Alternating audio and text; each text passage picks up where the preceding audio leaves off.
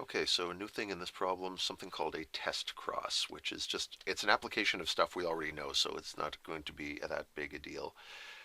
Let's follow our standard drill as much as we can. So they start us off by giving information about the dominance and recessive, and let's use that and get a legend going.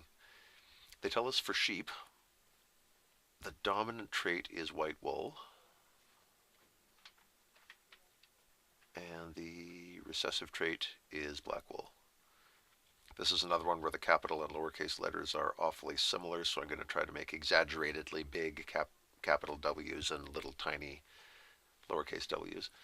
So what happens with the test cross is, well, let's get the legend done. That'll help me talk through this. There are three kinds of sheep that you can have. Big W, which will be white, and big little w, which is another form of white, and you can have little, which is a black sheep. So if you have a black sheep, life is very simple. You know what its genotype is at a glance. It has to be little w, because that's the only way that recessive trait comes through, is when it's the only one you have. The tricky part happens when you have a white sheep, because you don't know what its genotype is. And if you're a shepherd and you sell wool, you might care about having lots of sheep that are pure breeding white so that you get non-stop white wool and you don't have to worry about sorting out black wool or anything like that. So in some cases you have one of these mystery animals where you don't know exactly what its genotype is and you want to find out, and that is what a test cross is for. What we have here, they say, is a white female sheep.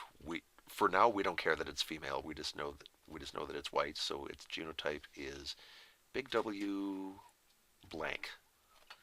This is our female, and they want to know what its genotype is.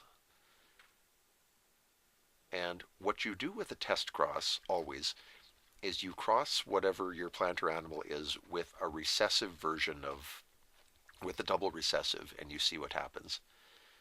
And there are two possibilities. Let me set those up. I was going to talk through them, but I want to draw them out. There are two things that can happen when we cross this animal with a little w, in other words, a black sheep. Possibility number one, if the mom is big W, and we cross her with little w, what will the offspring look like? Every single one of them will get a dominant allele from mom. Every single one of them will get a recessive allele from dad. And so we will get 100% white sheep.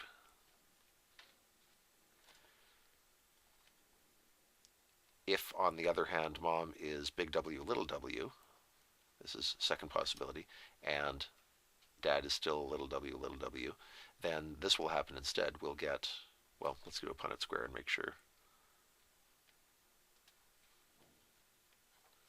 From mom, we're going to get either a big W or a little w. From dad, we're guaranteed to get little w, and I don't need the second column. This is a Punnett rectangle. And so the offspring will be either big little or little, meaning they will be 50% white or 50% black.